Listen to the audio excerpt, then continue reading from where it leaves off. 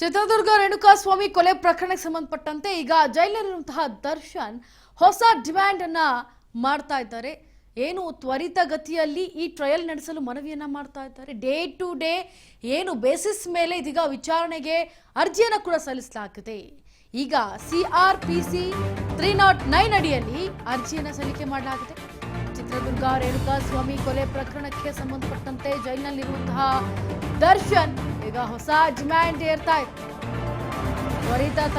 ತ್ವರಿತವಾಗಿ ಈಗ ಟ್ರಯಲ್ ಅನ್ನ ನಡೆಸಬೇಕು.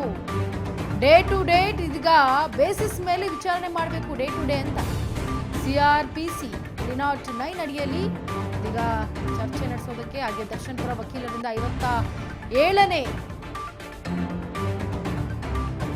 ಅರ್ಜಿಯನ್ನ ಅಂದ್ರೆ ಸೆಷನ್ ಕೋರ್ಟ್ಗೆ ಅರ್ಜಿಯನ್ನು ಸಲ್ಲಿಸಲಾಗಿದೆ. 57ನೇ ಅರ್ಜಿಯನ್ನ ಈಗಾಗಲೇ ದರ್ಶನ್ ಜೈಲು ಸೇರಿ 6 ತಿಂಗಳು ಆಗಿದೆ. 6 ತಿಂಗಳು ಕಂಪ್ಲೀಟ್ ಆಗಿದೆ.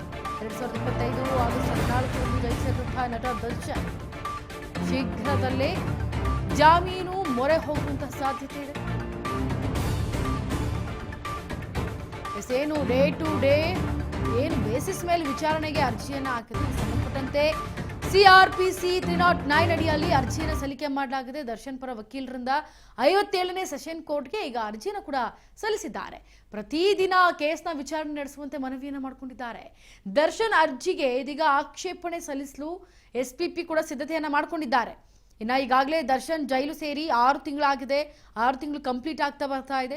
2025 ಆಗಸ್ಟ್ 14ರಂದು ದರ್ಶನ್ ಜೈಲು ಸೇರಿದ್ರು. ಈಗ ಶೀಘ್ರದಲ್ಲೇ ಜಾಮೀನು ಮೊರೆ ಹೋಗುವಂತಹ ಸಾಧ್ಯತೆ ಕೂಡ ಹೆಚ್ಚಿನದಾಗಿ ಕಾಣ್ತಾ ಇದೆ.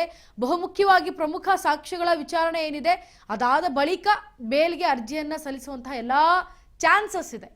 ಈಗ ದರ್ಶನ್ ಅವರು ಬೇಲ್ ಮೇಲೆ ಹೊರಗೆ ಬರಬೇಕು ಅಂದ್ರೆ ಪ್ರಮುಖವಾಗಿ ಏನು ಸಾಕ್ಷ್ಯಗಳ ಮೇಲೆ ವಿಚಾರಣೆ ನಡೆಸಬೇಕು ಕೋರ್ಟ್ ಅಲ್ಲಿ, ಆ ವಿಚಾರಣೆ ಆದ ನಂತರವೇ ಬೇಲ್ಗೆ ಅರ್ಜಿಯನ್ನು ಸಲ್ಲಿಸಲಾಗುತ್ತೆ.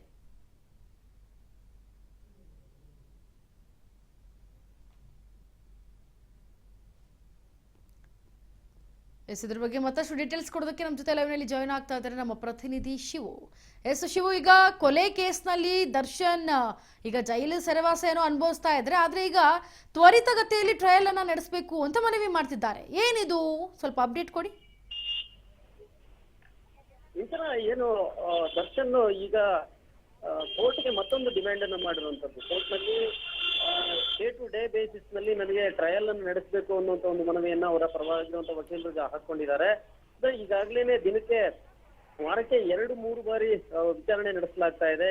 ಸೊ ಎಲ್ಲ ಪ್ರಮುಖವಾದಂತಹ ಸಾಕ್ಷಿಗಳೇನಿದ್ದಾರೆ ಆ ಸಾಕ್ಷಿಗಳನ್ನ ಈಗಾಗಲೇ ವಿಚಾರಣೆ ನಡೆಸಿರುವಂತದ್ದು. ಈ ಹಿನ್ನೆಲೆಯಲ್ಲಿ ಈಗಾಗಲೇ 6 ತಿಂಗಳು ಆಗಿರೋದ್ರಿಂದಾಗಿ ಈ 6 ತಿಂಗಳ ಜೈಲು ಸೇರಿ 6 ತಿಂಗಳು ಆಗಿರೋದ್ರಿಂದಾಗಿ ಅವರು ಬೇಲ್ಗೂ ಕೂಡ ಹಾಕೊಳ್ಳೋದಕ್ಕೆ ಈ ಒಂದು ಡಿಮ್ಯಾಂಡ್ ಅನ್ನ ಇಟ್ಕೊಂಡಿರುವಂತದ್ದು. ಅಂದ್ರೆ ಪ್ರಮುಖವಾದಂತಹ ಸಾಕ್ಷ್ಯಗಳೇನಿದ್ದಾರೆ ಆ ಸಾಕ್ಷ್ಯಗಳು ಪ್ರಮುಖವಾದಂತಹ ಸಾಕ್ಷಿಗಳ ವಿಚಾರಣೆ ಆದ ನಂತರದಲ್ಲಿ ಜಾಮೀನಿಗೆ ಅರ್ಜಿಯನ್ನ ಹಾಕೋಬಹುದು ಅನ್ನುವಂತ ಒಂದು CRPC 309 ಅಡಿಯಲ್ಲಿ ಈಗ ಅರ್ಜಿಯನ್ನ ಹಾಕೊಂಡಿರುವಂತದ್ದು. ಹಾಗಾಗಿ ಈ ಡಿಮ್ಯಾಂಡ್ ಜೊತೆಗೆ ಬೇಲ್ಗೂ ಕೂಡ ಒಂದು ಆಲೋಚನೆ ಮಾಡ್ತಾ ಇರುವಂತದ್ದು. 6 ತಿಂಗಳ ನಂತರದಲ್ಲಿ ಈಗ ದರ್ಶನ್ಗೆ ಬೇಲ್ ಸಿಗುತ್ತಾ ಅನ್ನುವಂಥದ್ದು ಕಾನೂನಿನ ಒಳಗಡೆ ಆಲೋಚನೆ ಮಾಡಿ ಅವರ ವಕೀಲರು ಹಾಕೊಂಡಿರುವಂತದ್ದು.